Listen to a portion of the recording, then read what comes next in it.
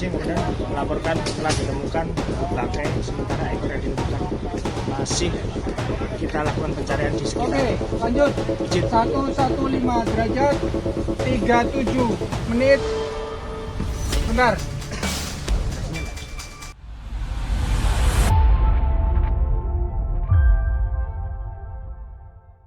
Kita merupakan satu satgas ya, satgas operasi pencarian heli. Di situ kita dipimpin oleh komandan saya sendiri, Letkol Infanteri Robertus Asep Kristiawan. Di situ kita dibentuk menjadi 3 tim.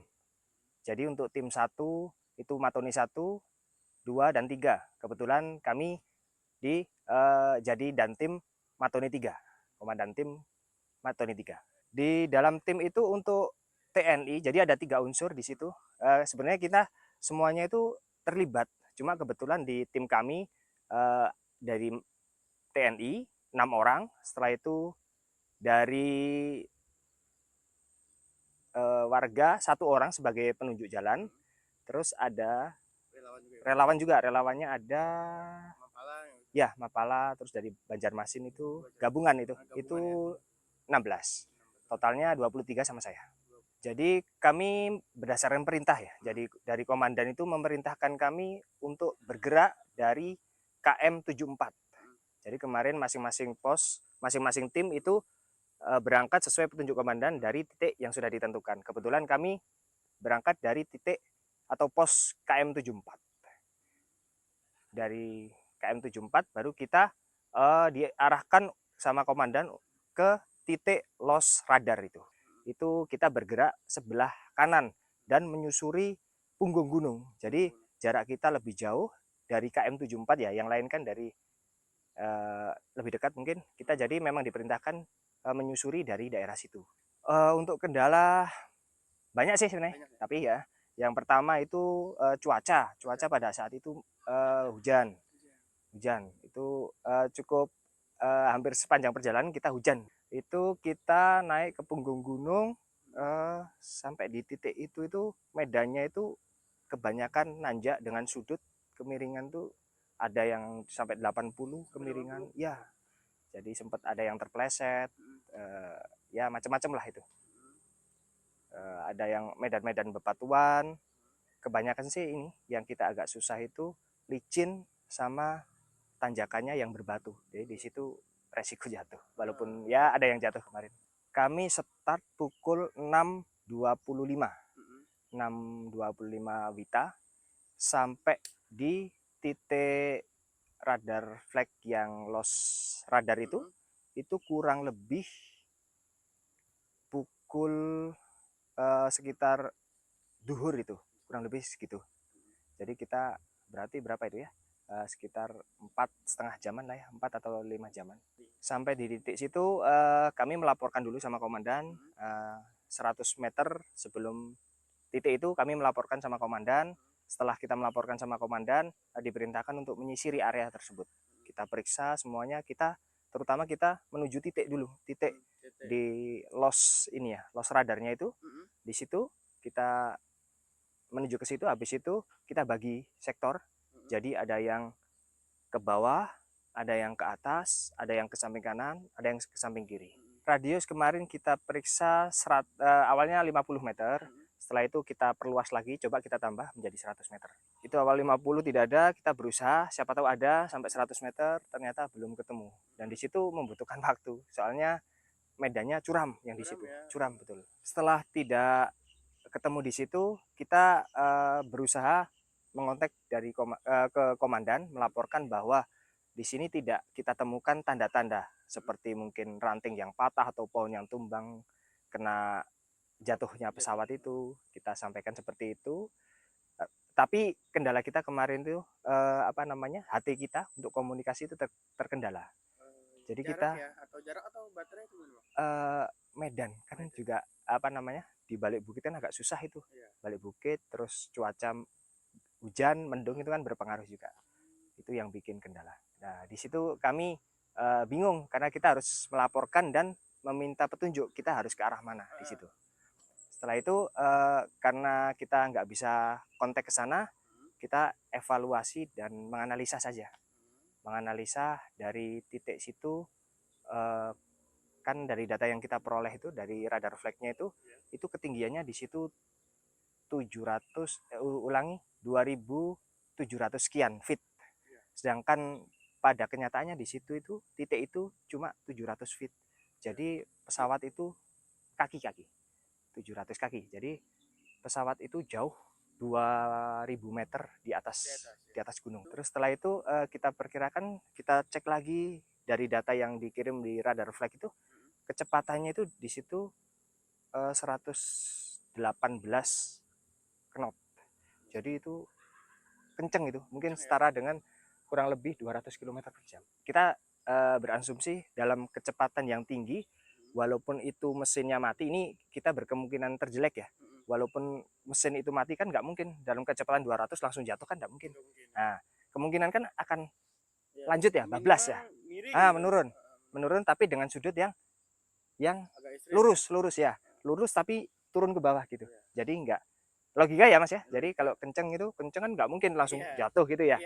Gini ya kemungkinan gini ya. Nah gitu. Jadi lurus tapi ke bawah gitu. Nah di situ karena kita juga lost contact, jadi kita memutuskan untuk ke sana. Sebelumnya masih ini sebenarnya masih tergoyahkan, karena dari rekan-rekan itu ada yang menerima berita katanya di KM 80 itu katanya ada warga yang menemukan baling-baling di area sungai seperti itu. Jadi sempat kemarin tuh rekan-rekan mau minta ke sana gitu. Tapi kita coba evaluasi, kalau kita katanya sana, katanya sini, kita jadi nggak fokus. Dan kita berusaha minta informasi, apakah informasi itu akurat ataukah tidak gitu. Kita naik dulu, kita putuskan untuk naik dulu ke puncak, nanti kita evaluasi di atas lagi gitu. Jadi kita naik ke puncak yang posisi tertinggi, di situ kita koordinasi lagi terkait yang KM 80 tentang adanya baling-baling itu. Kita berusaha calling di sana tapi tidak menjamin bahwa itu barang ada, jadi cuma kata warga gitu saja ya. Habis itu kita memutuskan daripada kata warga, mungkin kita dengan logika analisa tadi itu kita berusaha ngambil garis lurusnya pesawat itu, walaupun itu turun dan curam dan itu tidak terjamah sama manusia. Vegetasi hutannya sangat lebat, terus dia pohonnya itu nggak terlalu besar tapi tinggi, terus pohonnya berlumut, jadi lumutnya itu tidak menempel, jadi sudah seperti jengger gitu sampai melambai-lambai gitu. Jadi pohon-pohon kecil itu kita buat pegangan, di saat kita buat pegangan tuh licin ya, dan lumutnya itu memang lupas semua gitu ya. Jadi kita walaupun tidak terjamah, turun pelan-pelan itu susah karena kita baru buka jalan juga.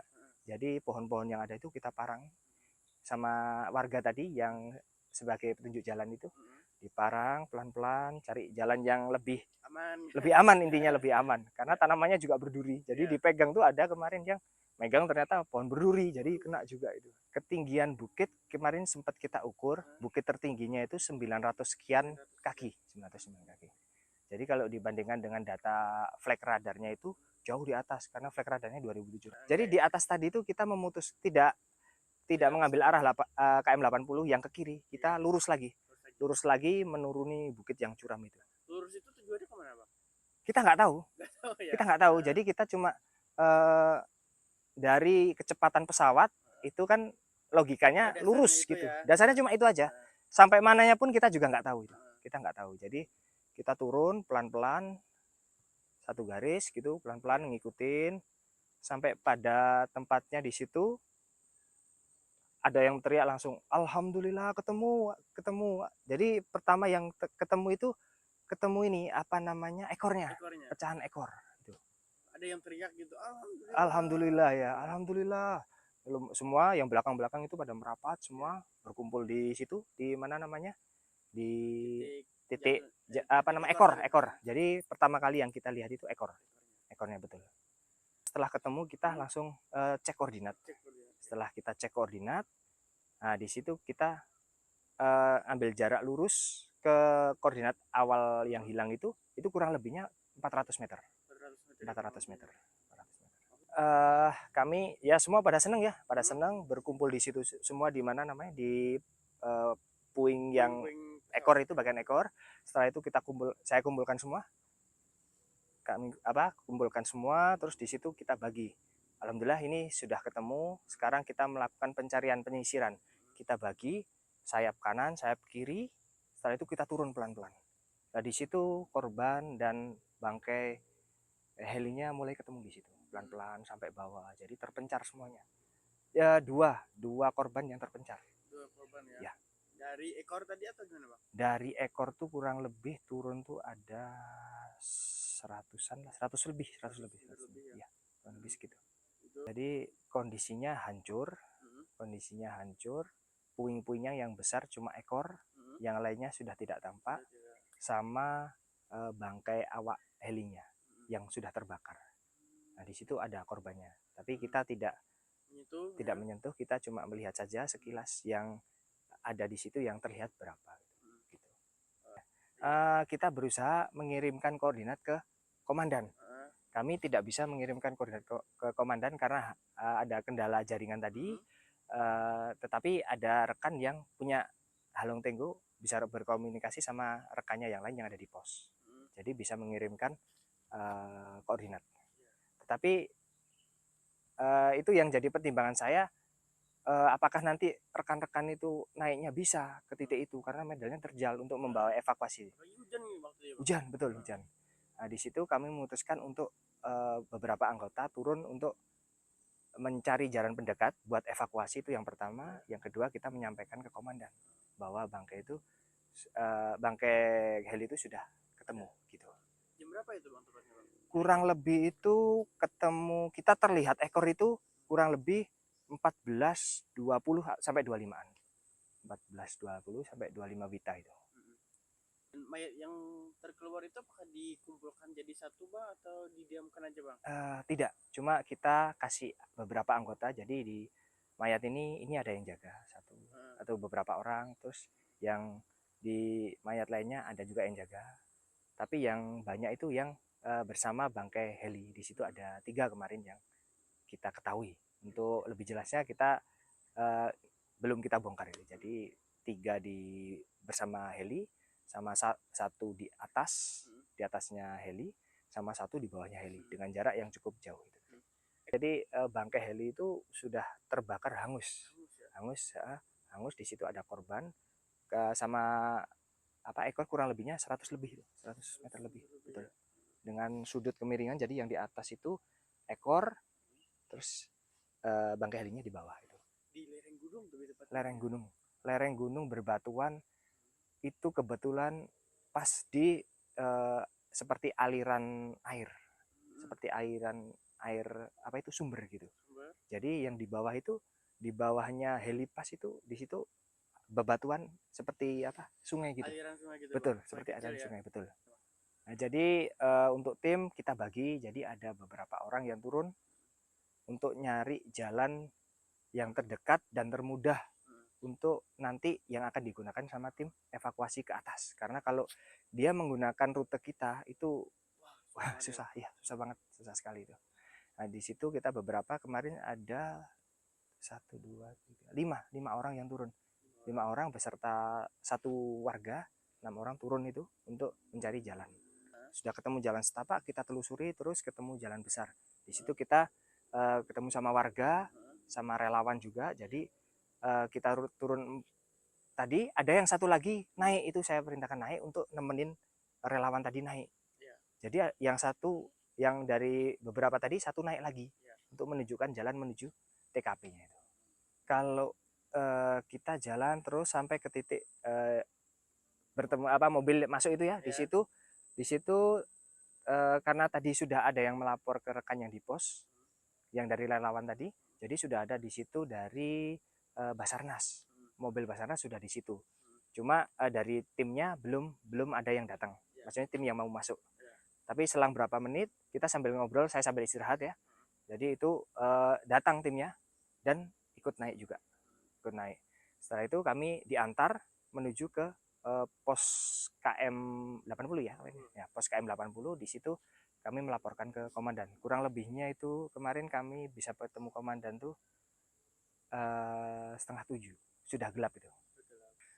Yang pertama pelajaran bahwa kita itu melaksanakan tugas harus dengan rasa ikhlas, itu yang pertama. Ikhlas. Yang kedua tanggung jawab. Yang ketiga, kenapa kita dengan ikhlas ya? Karena kalau kita tidak berdasarkan ikhlas, mungkin di saat di puncak itu kita bisa saja menuju ke KM 80. Kita pengen istirahat juga, itu posisi hujan.